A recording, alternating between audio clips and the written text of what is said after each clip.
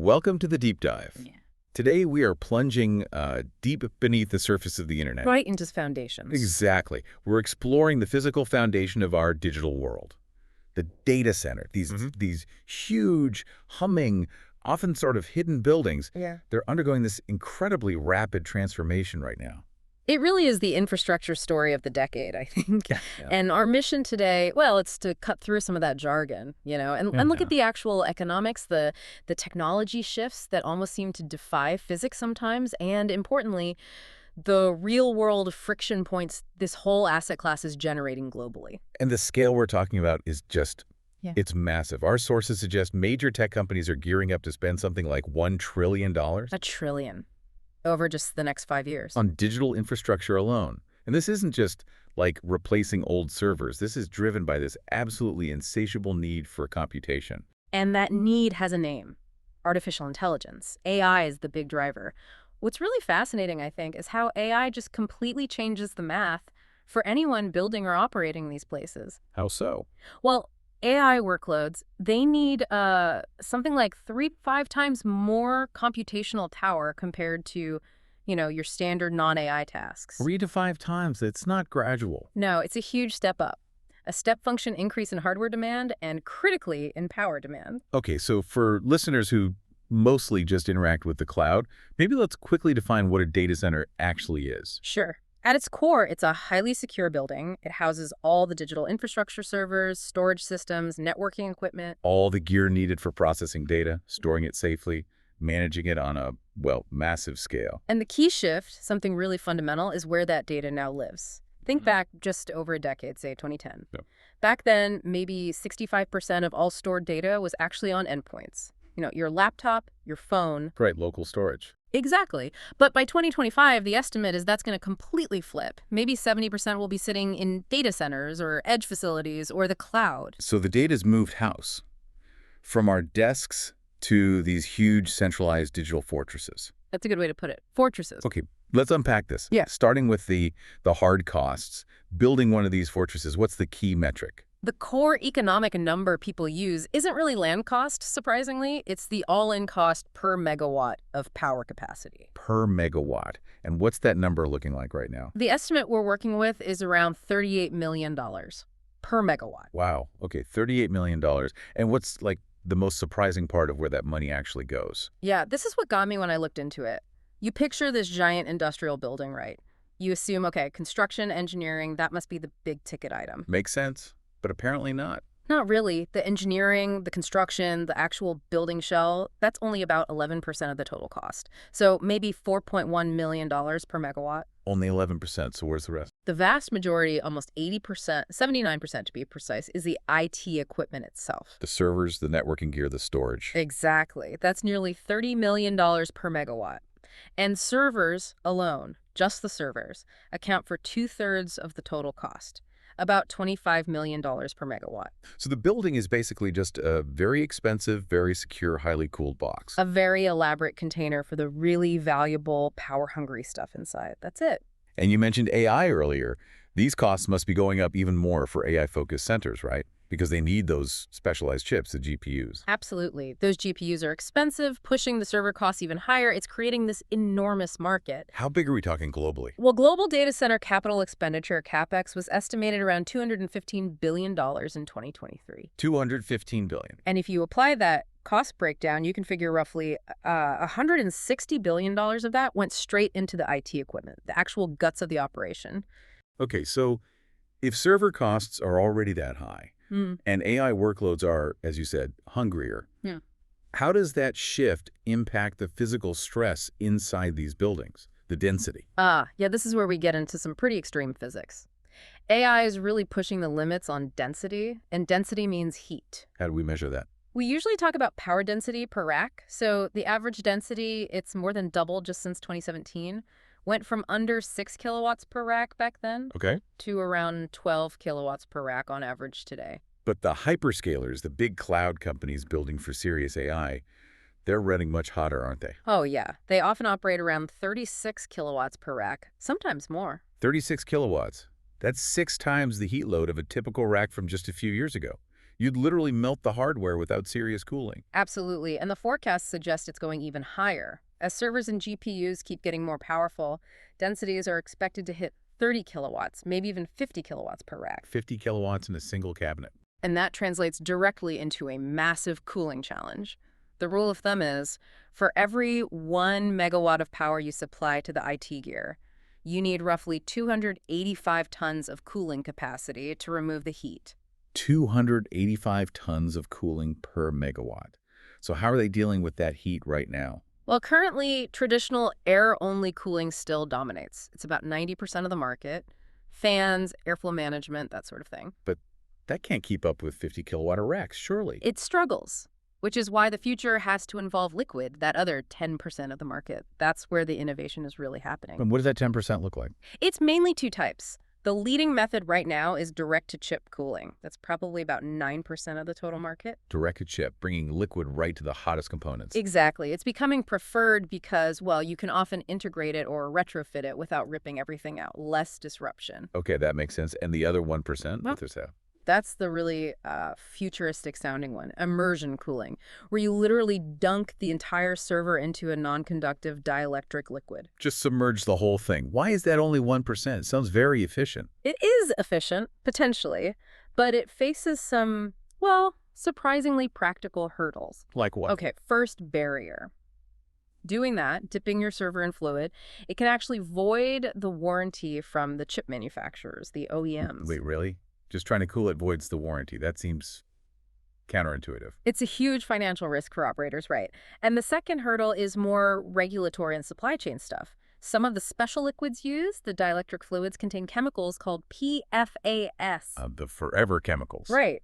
And there's a big push to phase those out. For instance, 3M announced they're stopping the manufacture of certain PFAS by the end of 2025. So if you built your whole cooling system around that specific fluid... You've got a problem. You need to find an alternative, potentially re-engineer things. Yeah. It adds complexity and risk. So it's this whole complex ecosystem just around keeping things cool. Who are the big players actually making the hardware for this? The cooling gear, the power systems? Yeah, there are some major industrial companies involved. On the electrical side, think uninterruptible power supplies, UPS, switchgear, the things that ensure clean, constant power. Schneider Electric is estimated to be the market share leader, maybe 22% of the UPS market, for example. Okay, Schneider on electrical. What about the thermal side? The chillers, the air handlers? For thermal equipment like computer room air handlers or CRH units and the big chillers, Vertiv is estimated to be the leader there, maybe around 28% of the CRH market. These are the companies really tackling that heat problem we discussed. And then there's the networking gear that connects everything inside the data center and connects it to the outside world. Right, a huge market itself, estimated at around $20 billion globally. And the biggest vendor there is still Cisco, holding about 28% market share in routers and switches for this space. Okay, so we have these incredible innovations happening at the rack level with cooling and components. But you mentioned power earlier. Does all this solve the bigger problem, the sheer amount of energy needed?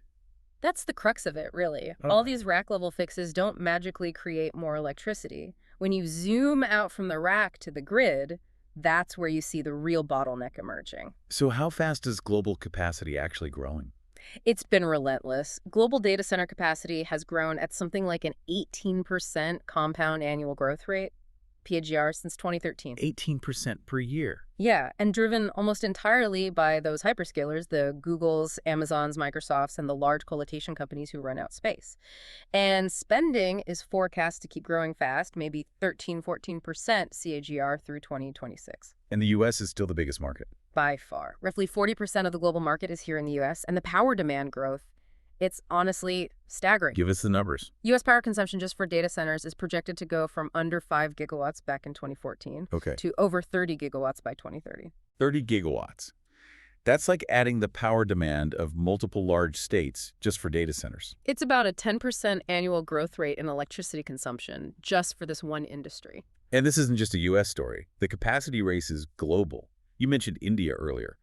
Yeah, India is a really interesting example of rapid acceleration. Their capacity is relatively small now, but it's expected to jump 5 times, maybe hitting 8 gigawatts by 2030. What's driving that massive jump in India? It's a combination of things. Huge growth in consumer data, more people online using more services, Hmm. enterprise growth, businesses digitizing, and then there are regulatory factors like India's Data Protection and Privacy Act, the DPDP Act. How does that law impact things? It includes provisions around data localization, basically rules saying that certain types of Indian data need to be stored within India. Ah, so you can't just rely on data centers overseas. You have to build locally. Exactly, which necessitates a huge build-out of local infrastructure.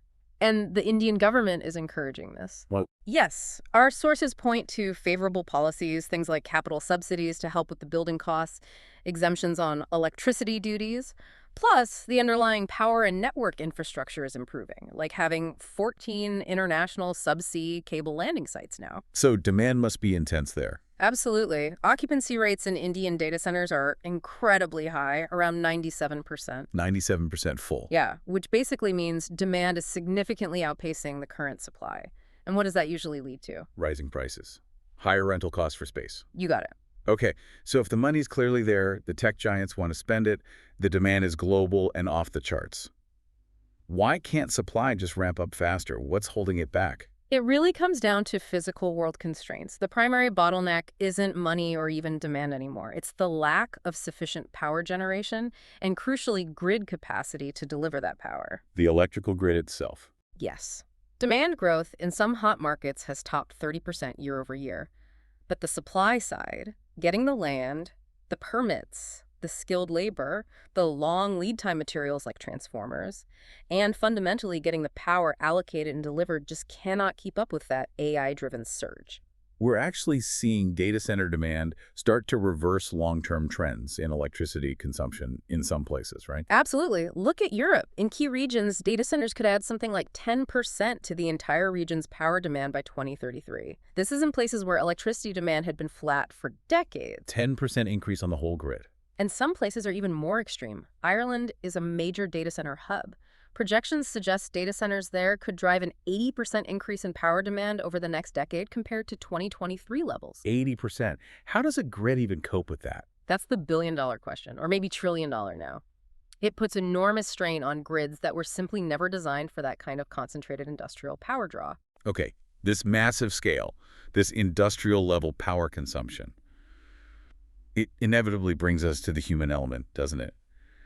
When these huge, power-hungry facilities get proposed, how are local communities reacting? Well, not always positively. There's definitely friction. We see this clearly in places like Northern Virginia, which is one of the world's biggest data center clusters. What are the main complaints? Residents get frustrated about siting, for one. Protests often erupt when centers are planned near homes or schools or residential zones, rather than on land already designated for industrial use. And I suppose the sheer look of them can be an issue, too. They aren't exactly architectural marvels. Right. Some of these hyperscale buildings are massive windowless structures, maybe 110 feet high. It's understandable that people have concerns about aesthetics when that appears near their neighborhood. Plus, there are deeper worries about the energy consumption and the overall environmental impact. But there must be economic benefits, too, right? Jobs, taxes. Oh, definitely. There's an economic tension. Data centers often have very high taxable values because of all that expensive equipment inside. That tax revenue can be significant for local governments, funding schools, roads. Some proponents argue it's like giving the community a raise. But there's a flip side to the economics, too, isn't there? Related to that power demand. Yes. The flip side is potential utility rate hikes. Energy companies argue they need to make huge investments to upgrade the grid and generate more power to meet this unprecedented demand from data centers. And who pays for those upgrades? Ultimately, it often gets passed on to all customers, including residential ratepayers. So you get this tension. The data center brings tax revenue, but might also contribute to higher electricity bills for everyone. There also seemed to be kind of long-term anxiety about these buildings themselves. What happens down the line? Yeah, some experts voice concerns about obsolescence risk, a sort of nervousness about potentially ending up with these empty big box buildings scattered across the landscape if technology shifts dramatically again. Like if quantum computing takes off, or server tech gets way smaller and cooler. Exactly. The buildings are very purpose-built, very static, but the technology they house is evolving incredibly fast. What happens if the need for these specific types of massive structures changes? So it's really complex. We started this dive looking at a cost per megawatt, a financial number. $38 million. Right. And we've ended up talking about grid stability, geopolitical power dynamics, community resistance, even the future of building design. It's this dual reality, isn't it? It really is. You've got this relentless AI-fueled demand pushing everything forward, astronomical hardware costs, huge technical challenges like cooling, a global race for capacity. Butting up against fundamental limits, power availability, grid capacity, and real human pushback at the local level. The digital economy, it turns out, is very much rooted in physical stuff. Concrete, steel, copper, and power lines. Okay, to wrap this up, let's leave our listeners with one final thought. Something connecting this digital boom back to a very old-school physical commodity. Let's talk copper. Data center construction requires a lot of copper. It's essential in power cables, in bus bars, switchgear, and even in cooling systems like heat exchangers. How much copper are we talking about? Well, our sources put together a conservative estimate. They reckon global copper demand just for data centers will nearly double. Double. From when to when? From about 241 kilotons in 2023 to at least 463 kilotons annually by 2030. That's a huge jump in demand for one specific use case. It is.